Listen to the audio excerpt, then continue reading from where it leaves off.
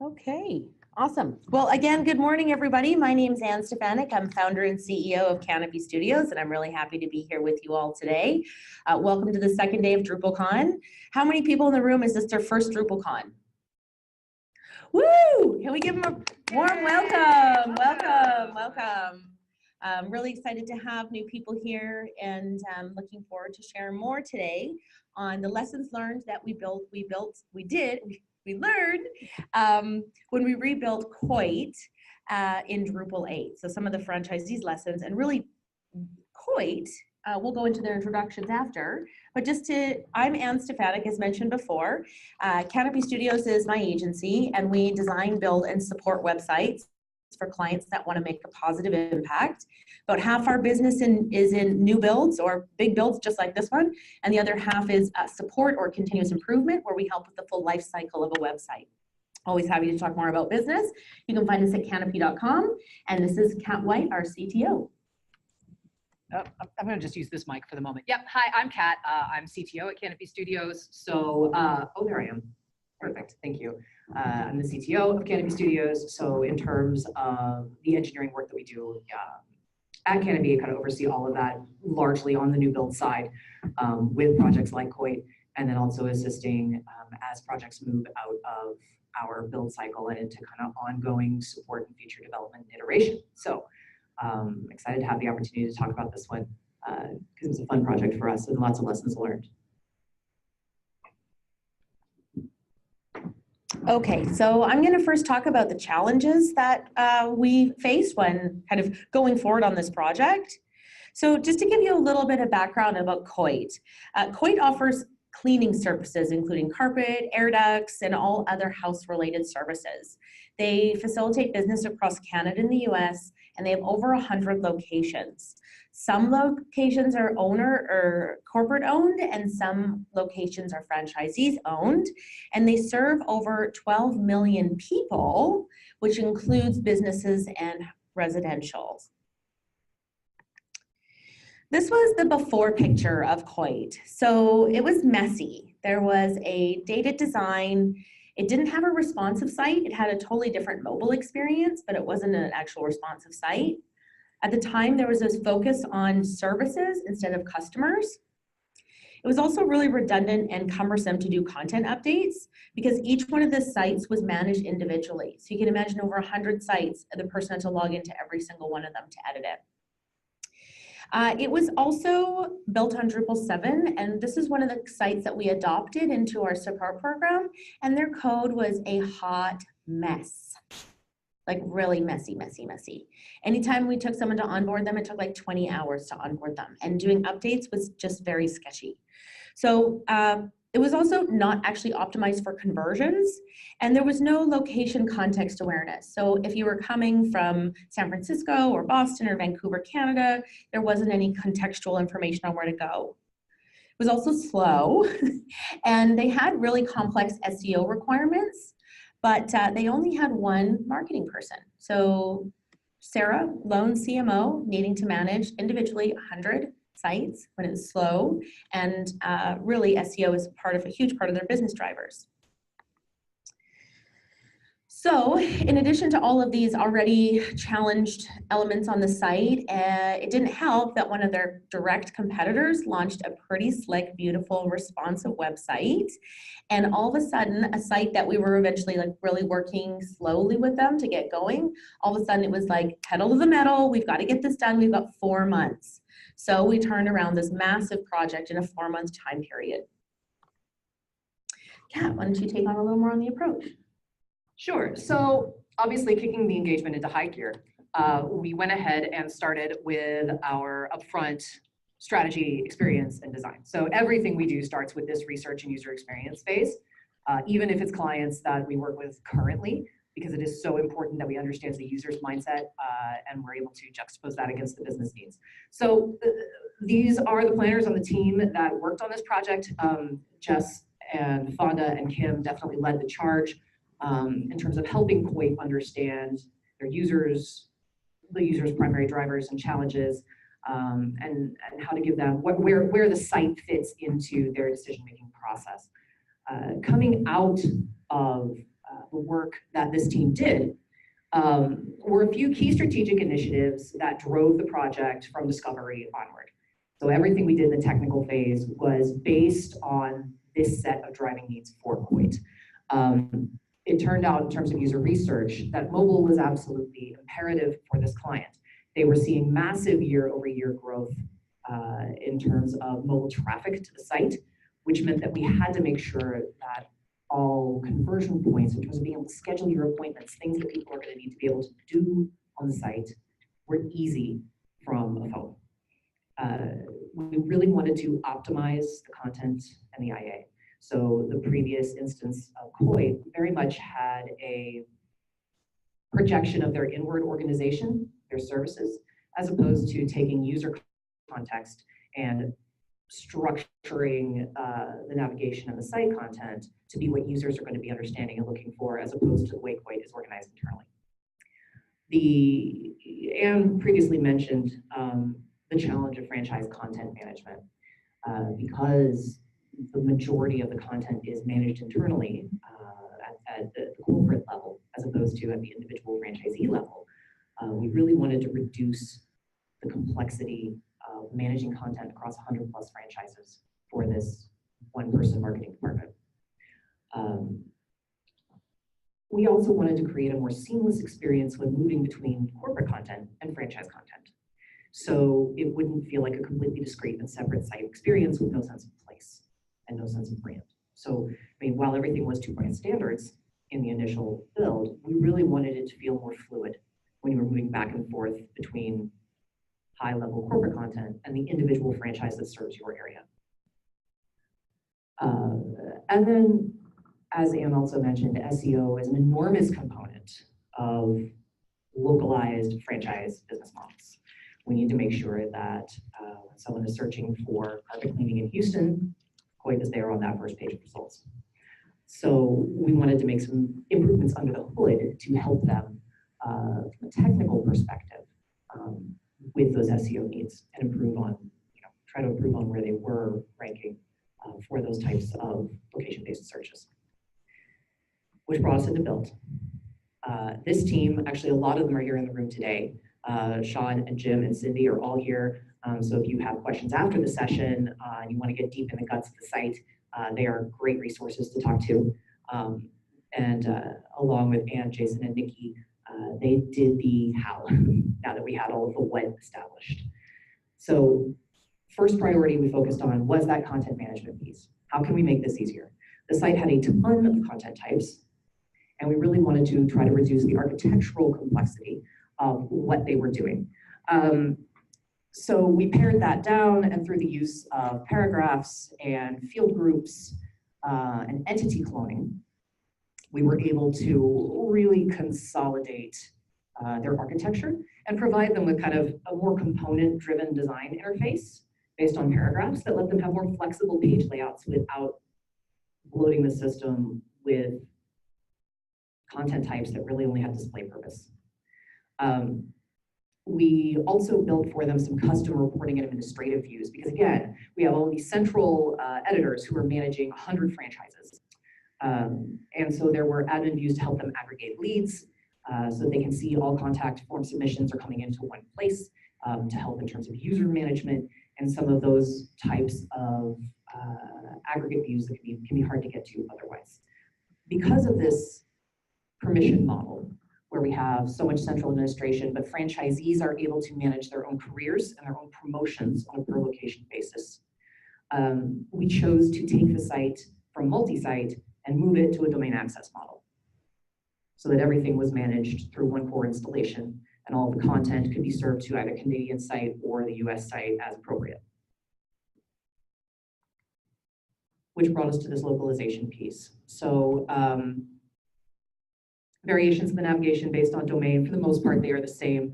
And the puzzle of how do we manage franchise URLs and franchise content in the context of the site architecture. So what the team did was go a token-based route, and each franchise was set up with a set of custom tokens, values for the location, for the franchise name, for their phone number, for their about information, pieces that were going to be pervasive throughout the site experience, but would be architecturally consistent from franchise to franchise to franchise. Right now, the site is all English, even though Kuwait obviously does a great deal of business in Canada. It's predominantly focused at this time on the West Coast, so we opted to launch without French language. Some of the architectural components in play in terms of the component system and the token system and the entity references, those will add a certain layer of complexity, but none of that precludes the addition of multilingual in the future. So it's something we were kind of looking to potentially add iteratively under support, but it wasn't a focus for the preliminary build. Migration. So this was a big, hairy beast when it came to this project. We really limited the scope of content migration because we all know it's a black hole, right? This can blow up very, very quickly. So for this project, again, we were moving from multi-site to domain access. So aggregating all of that content, getting it in one place. We only wanted to migrate a subset of the content for the site. So for franchises, actually, there was going to be such big structural changes from point A to point B. We scripted automation of migration of the franchises, but only like key components of content. It was really just to kind of build out that shell, and then the rest of it was going to have to be fleshed out manually. Blog posts and promotions, and then content metadata associated with those things are the other pieces that we wanted to migrate. What we found coming out of this was Drupal is really good upfront at whole site migrations out of the box. That's the thing. But when it came to migrating only pieces, ad hoc content, only certain subsections, we actually found documentation to be pretty limited in terms of how to achieve that. So there were some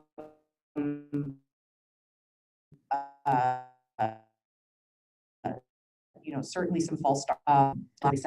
And since obviously with migration, we're having to do everything locally, this process took a lot of time to pull the database down because it was so big and to reconfigure everything and push and pull our configuration with every single change and kind of test all of that. So it was an interesting process. We ended up using, again, I've mentioned Enemy Clone and Migrate Plus for this exercise, along with some custom work that we were doing to handle franchises.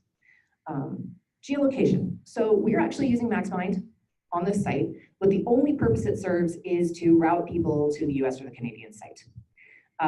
When you go to the locations page, because we're doing everything with Google, it will ping you for your location. But what we really wanted to focus on was making sure that location detection is a voluntary user action, as opposed to, we've all had the experience where you hit the homepage of a site and it immediately wants to know where you are. So we were trying to avoid that user experience for people. So the way that we architected geolocation was it's by user request, and it will honor your franchise selection or your country selection. So even if you are in Canada, we'll route you there initially, but it doesn't mean you can't get to US content. And similarly, if you come in from a search engine to a specific franchise, it will automatically set that as your franchise visibly, so you'll have this seamless site experience based on your specific location, but you always have the opportunity to change that if for whatever reason you're doing research for another location. Search engine optimization. So maintaining or improving the SEO rankings specifically for franchise content was a business imperative. So we provided technical SEO enhancements in terms of structured metadata, semantic markup, really focusing on speed of load times, because that has become more and more critical to search engine rankings.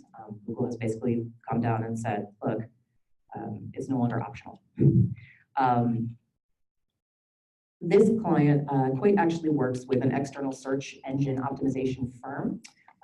So we did use the JSON LD standard for metadata for the site, but where we would normally have taken an approach of using schema meta tag, for example, to pull the rich data that we already had in Drupal, this team was very concerned with writing their own JSON for deployment on the site. So rather than do that extra layer of module configuration, we just gave them the ability to actually construct those objects themselves and just serve the content they put in. And obviously coming from the multi-site to this kind of single domain approach, there was a lot of redirection configuration and management and URL mapping. That's a critical component of the success for SEO for the site. So that brings us to, how did we do? Canopy Studios were very results driven. We really like to see the impact of the work, and it feels like it's a really big win to share success with your clients. So I recommend, if you are an agency, to contact your clients 3 months out, or know what you're going into for goals. But what we were really proud of is that we were no longer looking behind. We're keeping up with the competitors. The new look was really clean and fresh and clear and responsive. So finally, there was not only this wonderful architecture, but it also had this new look and feel. And as speed was such an important component of this and making it fast, we really optimized the code base in the site, and we got a less than millisecond homepage load time. And for context of how fast that is, this is less time than it takes you to blink. So the site is just blazing fast, which then obviously creates better results. Another huge win is we had 35% median increase to those localized content pages. So really, again, that was such a key metric of the success of having the localized content and optimizing that. So knowing that we were able to get the site faster and get more people to the pages they needed resulted in almost a 2x conversion with 175% online conversions. So this was really excited because it just, with this one person, CMO person, being able to share and these wins and these results together, we both were just giddy and happy, and it's so exciting to see this type of work, and it makes it easy for corporate to then turn around and invest more, because one of the other bonuses is that the return on their investment, and this was a substantial project. Remember, it took 4 months to build. It took 3 months to get that money back into their bank. So the rest of the year is absolutely gravy, and now we're working with them on another project to digitize all of their clipboard experience into a progressive web app that will connect with the website, so everything can be digital. And you know how easy it was to get the funding approved? Because results really speak loud words. So we've had so much success with this client. They did a presentation about us at their conference, and we're doing a presentation about them at this conference. So again, let's just, I think now that we've seen some of the results, quickly, what would we do different? This is my Debbie Downer moment. What did we learn through this process? There are definitely some things that, coming out of the aggressive timeline and the relative complexity of the migration that we were doing, I think that we would do differently. Word of warning about entity clone.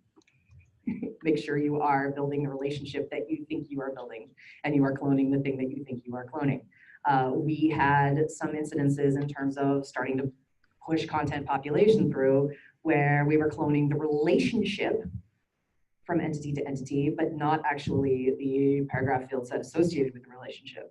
So what happened was we deleted something mid-development and broke all of the content. So there's now, I believe we midstream upgraded to like the alpha version of the module. There's a setting to prevent this now, which is awesome. We didn't know that at the time. So just, something to think about if you're using this as a core approach for content proliferation and duplication of content. Just make sure that you are actually duplicating all the things that you think you are. Another big lesson learned for us that was positive was how incredibly robust the caching system is for Drupal. So if you're not really leveraging granularity that's available to you in Drupal's caching system, highly recommend that you look at that. Big component in how Sean and the team got these kinds of load times on the homepage, because it can be so selective that even if you have localized content in one area of the page, you can cache everything else. So definitely take a look at that and leverage what D8 has to offer in that arena. And then really thinking about our database management and our database connection practices, and what can we do in cookie versus session management? How can we reduce the amount of load that we put on the database itself with every request? And then finally, I caution, don't let hosting be your weak link. Your site is only as good and only as fast as the weakest link, right? And as part of this process, we actually moved hosts for Quite. because we were having a lot of problems with support response times, with general uptime. And by making a switch to a different, more tightly managed hosting scenario, that alone increased the speed and performance of the site and made it much easier for us to upgrade. So, don't be afraid to take a hard look at your existing partners. If you're in the middle of migration, it's a great opportunity to just wholesale kind of change things over and make sure that you're giving yourself the strongest case for success that you can. And that is it for the quick content. I did want to give a quick shout for contribution opportunities. If you are, I know some of you, this is your first DrupalCon, so one of the awesome things we can do throughout the conference, but with a special focus tomorrow, is give back to Drupal core, to the modules that you use every day, and to help with documentation and just generally making the platform better. So if you've never done contribution work, I highly recommend it. It's super fun. Our team will be there. I mean, we'll be seeing Canopy gear. We are happy to help you get started. There will be mentors working with first timers. If you have any questions, it's a super supportive community, super fun way to get involved. You do not have to be a developer to do this. We would love to see you there if you're able to join us tomorrow.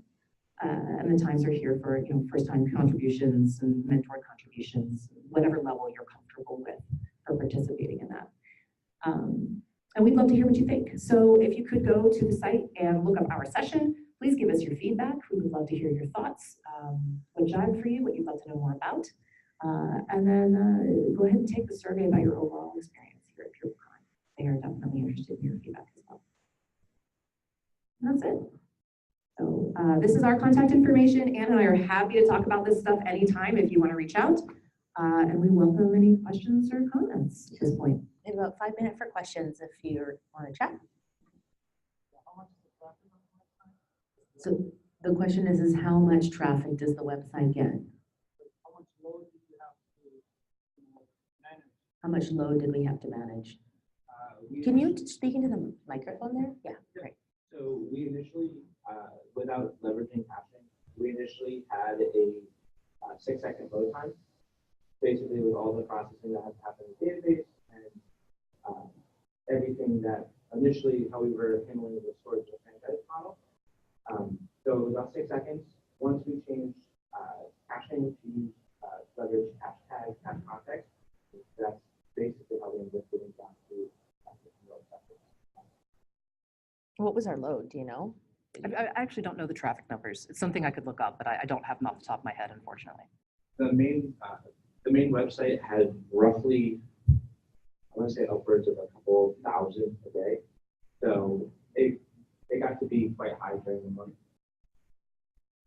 Any other questions?